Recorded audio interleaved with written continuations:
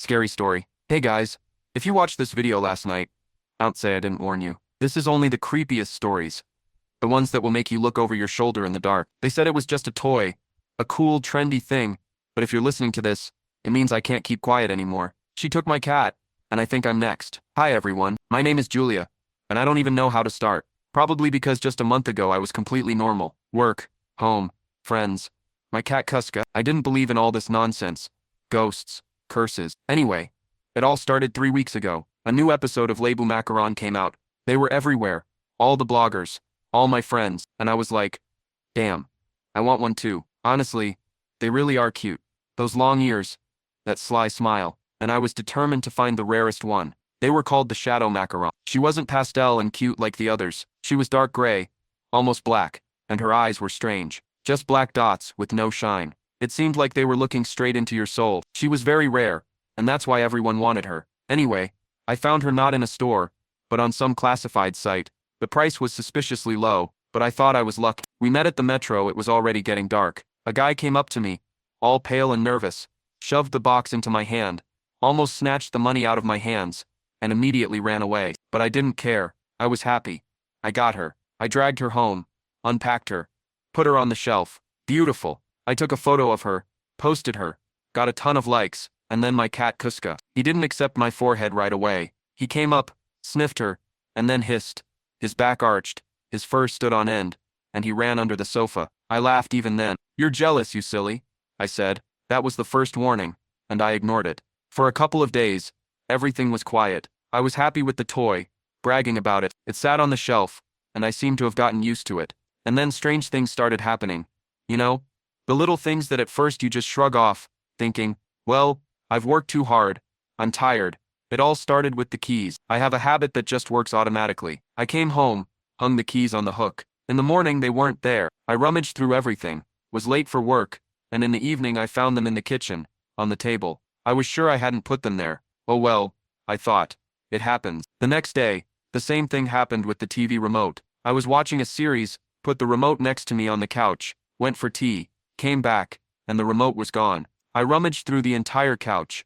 It was as if it had disappeared into thin air. In the morning, I found it in the refrigerator. In the fridge, can you imagine, on the yogurt shelf? It was already wild. I live alone. There were no guests. Who did this? I felt uneasy. I had this nasty feeling that I was alone in the apartment, as if someone was watching my back. I'm sitting at the computer, and it seems like someone is staring from the dark corner. I turn around, no one. Only, the shelf with the figurine. And here's what's even weirder. I kept feeling like it had moved. My labos, literally by a millimeter. At first I thought the cat was touching it, but Kuzia avoided that shelf at all costs. In fact, he almost never got out from under the couch. I told my friend, she laughed at me, said I was paranoid. She advised me to take a rest. Yulka, are you crazy? It's a piece of plastic. You're overreacting.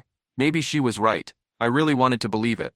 I tried to forget about it, like Nastia advised, but the toy moved. So what? I convinced myself that everything was fine, but then the sounds started at night, and then it became impossible to ignore. About a week later, I woke up from a rustling sound in the living room, as if someone was walking very quietly, on small feet. I froze, afraid to breathe. Kuzik, who was sleeping at my feet, also woke up. His ears stuck up, and he growled very quietly towards the door. I was scared shitless. My first thought was thieves. I quietly crawled out of bed, grabbed something heavy, deodorant, and tiptoed to the door. The sounds disappeared. I opened the door slightly. Empty. The front door was locked. The windows were closed. It seemed so, I thought, but my heart was pounding like crazy. The next night again, but not a rustling sound. It was laughter, quiet children's laughter from the living room. A second, and silence. I jumped up. Kuzia hissed, and hid under the blanket. I sat there, afraid to even move. I was exhausted in the morning, went into the kitchen to make coffee, and stood rooted to the spot. All the kitchen cabinet doors were ajar. All of them. I clearly remembered closing everything that evening. At this point, I seriously thought I was going crazy. Maybe I was sleepwalking, walking around on my own, and then I couldn't remember. Anyway, I decided I needed to set up a camera, took out my phone, and pointed it at the living room.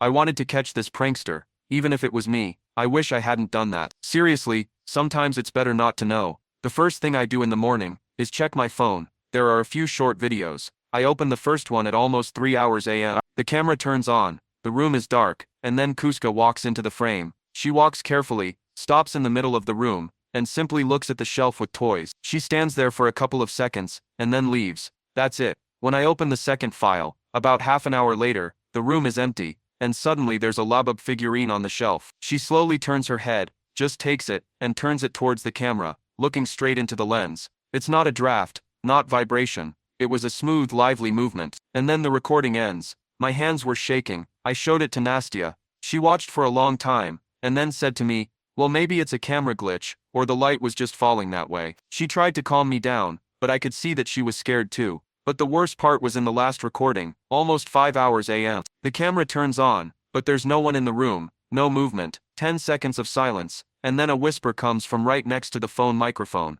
Quiet, indistinct, as if someone leaned over and whispered something into the phone. I put on my headphones and turned up the volume. I couldn't make out the words. It was gibberish, but the tone was angry and mocking. I deleted the whole thing to hell. I was so scared that I grabbed Laba in my arms. I thought that was it, the garbage chute for her. But I couldn't. It was as if she was paralyzed. She was rare, beautiful. I didn't throw her out. I shoved her in the dresser, out of sight. I thought I'd put her away, and it would all be over.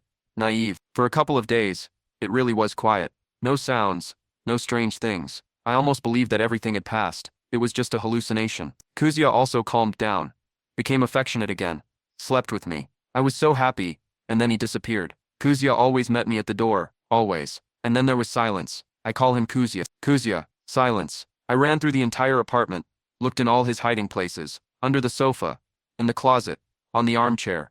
Nowhere. The bowls were full. The litter box was clean, but he was simply gone. I started to panic. The windows were closed. I was on the 9th floor. The door was locked. He couldn't have run out. He simply vanished from the locked apartment. I searched for him for hours. I cried, crawled on my knees, called for him. Nothing. I called the neighbors, opened the ad. Not a single call. He simply disappeared. That night I couldn't sleep. I was sitting in the kitchen, staring into space, and then my gaze fell on the dresser, where the toy was lying. The drawer was slightly open, and I clearly remembered closing it. I started shaking. I went over and yanked the drawer open. Labubu was lying there. Next to her lay a small gray tuft of fur. My Kuska's fur. I looked at her drawn face. I swear, Labubu's smile was wider. So satisfied. So malicious. And in that moment it dawned on me. This wasn't a coincidence.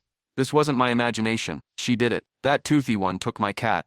When I found the fur, fear turned to anger. I grabbed the figurine, and wanted to smash it against the wall. But again I couldn't. It was like I was in a stupor. It was like a voice in my head was telling me, "Don't, you'll make it worse." I just tossed it back in the drawer. For a couple of days I was in a daze, going to work automatically, telling friends everything was fine. But I couldn't just sit there. I had to find out what the hell I'd brought into the house. I went online, remembered that seller, and found his profile empty. I wrote to him politely at first, asking what kind of toy it was, and where it came from. He remained silent. Then I wrote him a message threatening to go to the police, saying my cat was missing. And he didn't simply reply, "Throw it away and forget about it." I texted him, "Where's my cat? What is this?" He replied, "She likes being disliked and doesn't like witnesses." And that was it. He deleted his profile and disappeared. He doesn't like witnesses. Kuska. He was hissing at her from the very beginning. He tried to warn me. I went online again, but this time I was looking for something else. Those damned things. Things that start out causing minor mischief, and then something terrible happens. A toy that moves on its own. It was all about me. Only I didn't have an old doll. I had a fashionable soft toy with cute teeth. Throw it away and forget about it. These words wouldn't leave my head. I decided I had to do just that. I had enough of this. I took Booba out of the drawer again, put the bag down and went to the garbage chute. I raised my hand over that stinking hatch. Another second, and that's it. And then the door creaked behind me. I turned around. My neighbor downstairs, Grandma Tama, was standing on the landing. "Yulia, is everything okay?" she asked. "Yes, everything is fine. I'm taking out the trash." She nodded and, as she was leaving, said something that made my insides go cold. "And I hear you've been having fun at night. The kids are running around, laughing. It's good when there's children's laughter in the house." She left and I stood there with the bag. Children's laughter, she heard it. This wasn't a hallucination. This was real. I returned to the apartment, as if in a dream. I couldn't just throw it away anymore. What if it came back? In these horror stories, they always come back. I was afraid that if I just threw it away, she would get even angrier. That night the sounds returned, but now it was not just a rustling sound. I clearly heard someone scratching half the living room, and it was also like someone was playing with a small ball, rolling it across the laminate. In the morning I came out to a new scratch on the floor, and on the mirror in the hallway there was the word "play." I took pictures of everything. The scratches, the inscription. I called Nastia, and just burst into tears on the phone. I begged her to come. She came. I showed her the photos. She looked at it for a long time, and then very carefully said to me, Yul, well, the scratches. Kuska could have done this. He disappeared, Nastya. He's gone. And the inscription. Well, maybe it was you yourself in a dream? I looked at her and understood that she didn't believe me. It was easier for her to believe that I was crazy than that it was true. For her, I was a friend who had lost her mind. You don't believe me, I said. I believe that you are scared. You need to rest. Go to your parents. And then she started walking around the apartment, calling for Kuska. Kuska, kitty kitty kitty, as if I were a fool who couldn't find the cat. Then she went to the dresser. So where's your killer doll? Show me, she tried to joke. Don't touch it, I screamed. I screamed like I was possessed. She jumped up. There was fear in her eyes. Yul, you need help, she said quietly. Professional help and urgently. She left. Promised to call but didn't. I think she told all her friends because they started texting me like, how are you? Hang in there. I'm alone. Completely alone. Last night Labubu showed me what she's capable of. She decided to just destroy me. That night, I heard a crash coming from the living room, like a wardrobe had collapsed. Then I heard laughter, loud and ringing, throughout the apartment, like a crowd of children were going crazy. And then I heard my name whisper right outside the door. Yulia, such a nasty voice. Play with me. I wanted to scream, but I couldn't. And then the door handle started twitching, and they started pounding on the door, like with little fists, but with enormous force. The door was shaking. I thought I was going to die of fear. Then everything suddenly went quiet. When the room became lighter, I pushed back the chair and went out. The living room was a mess. Everything was scattered, broken, and in the middle of the room, she was sitting on the floor, Labubu, and looked straight at me. And around her, from the shards of a broken vase, the word one was laid out. When I saw that word, something clicked inside me. The fear was gone. Only hatred remained. Play, I whispered. Well, let's play. I wasn't afraid to touch her anymore. I grabbed her from the floor. She was icy. I went to the kitchen. I decided to burn her, and let it be what it was. I turned on the gas full, took the meat tongs, clamped this one and shoved it right into the fire. I thought she would melt, stink. But no, the fire licked her, but she didn't care. She was just heating up. I held her like that for a few minutes, and then I heard laughter right in my head. Such a loud, mocking laughter. I gave birth to the tongs in horror. The figurine fell to the floor, and at that very second, the gas on the stove went out on its own, and suddenly my phone rang. The number was hidden. I answered. There was silence on the line, and then this nasty mechanical voice, hot, and the same laugh. I screamed and threw the phone against the wall. It shattered, and she lay on the floor, safe and sound. The toy was grinning. She had won again. Labubu showed me that it is not so easy to get rid of her. I was at a dead end. I can neither throw her away nor burn her. I am trapped. I realized that I do not need a psychologist. I need someone who understands this. I went online again, looking for psychics, anyone, and finally came across an old forum about all sorts of paranormal activities, and someone there recommended one person. Just a name, email. They wrote that he is not a charlatan, but a researcher. I wrote him a long letter about the cat, about the sounds, about the cute toy possessed by the devil. I thought he wouldn't answer, but he answered me. Yulia, I read everything. This toy is just packaging for something terrible. There's a monster inside it. It feeds on your fear. The more you fear, the stronger it is. Ignore it. Pretend the toy isn't there. It will weaken it. And I'll think about what can be done. And there was a note at the end. And don't call it by name under any circumstances. Names give them power. Ignore it. That was my only hope. I picked it up from the floor without looking, and just put it on the shelf. I didn't clean up the mess. I sat down and turned on a TV series. It was incredibly hard. I felt Labubu looking at me, waiting for me to break down. That night, I didn't close my door. Rustling and scratching started. I just lay there and kept repeating to myself, "You're not here. You're not here. You're just a stuffed toy." I heard the door open slightly. I felt cold, but I didn't open my eyes. A minute later, the door slammed shut. In the morning, there was scratching on the mirror. Boring. She was furious. She wasn't getting my fear. It worked. I lasted like that for 2 days. 2 days of total ignoring. She hid things, slammed the door, but I remained silent. I waited for a letter. On the third day, Anton sent me a plan. He wrote that it was impossible to banish her, but it was possible to sever her connection with me in the apartment. The plan was terrifying. At exactly 3 hours 33 minutes a.m., pour a circle of salt around her, place her in front of a mirror, then write down everything I felt on a piece of paper, and at the end the phrase, "I am severing my connection with you. You will not receive any emotions from me." Then he wrote, "Take it, and the note, and run from the house. Don't look back. Leave the door open. Go to the river. Throw the toy into the water. Burn the piece of paper and don't come back until dawn. You warned that she would resist, would scare, show all sorts of things. The main thing is to finish the job. You are fighting for your life, he wrote. That night I prepared the salt. I started the mirror at 3 hours 30 minutes. As soon as the first pinch of salt touched the floor, a fight swept through the apartment. The light flickered. I continued, put the mirror down, sat down to write. My hands were shaking. There was whispering and crying all around. I was writing about Kuska. Tears were streaming down my cheeks. I finished the last sentence. And then the light went out. Complete darkness. And in this darkness such a scream was heard that my drums and eardrums almost burst. Things flew off the shelves. I grabbed them by touch. Leaflet. Reached into the circle. Grabbed Labubu. And then I saw my Kuska. He was sitting in front of me and meowing. So pitifully. Don't leave me. I sounded in my head. It was the most disgusting trick. You're not him. I screamed and jumped up. I ran to the exit out of the corner of my eye in the mirror.